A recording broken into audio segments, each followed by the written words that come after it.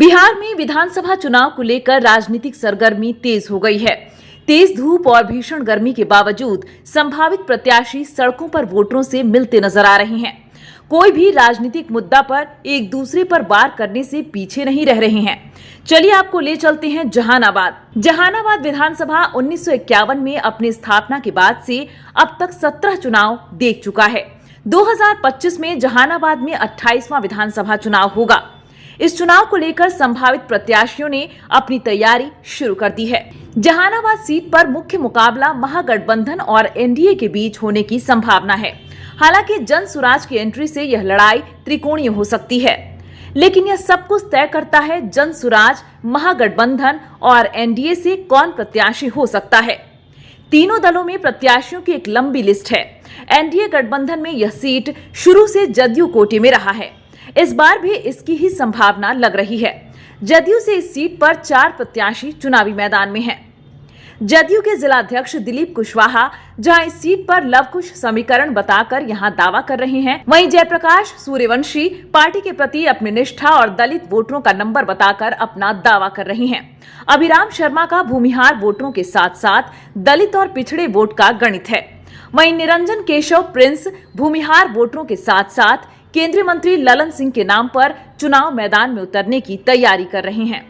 इधर आरजेडी के वर्तमान विधायक सुदय यादव एक बार फिर से चुनाव मैदान में उतरने की तैयारी कर रहे हैं।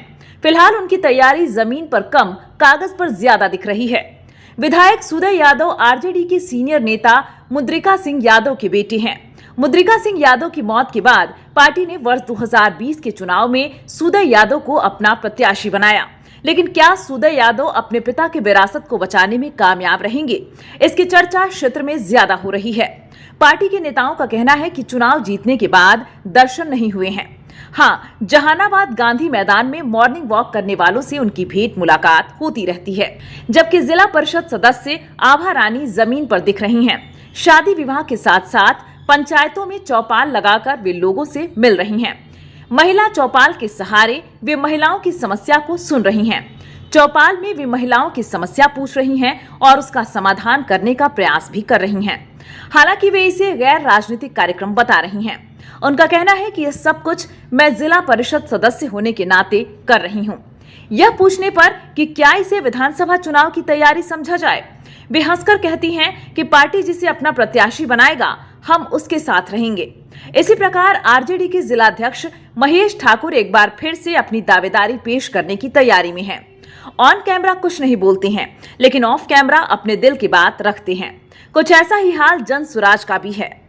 पार्टी में फिलहाल कार्यकर्ताओं की कमी है। संगठन दूसरे के सीनियर नेताओं पर अपनी नजर रखे हुए है, जिनका विधानसभा में अपनी पकड़ हो। हालांकि कई ऐसे लोग संगठन से जुड़े भी हैं, लेकिन इसका कितना असर विधानसभा चुनाव में मिलेगा, यह कहना थोड़ा जल्दबाजी होगा।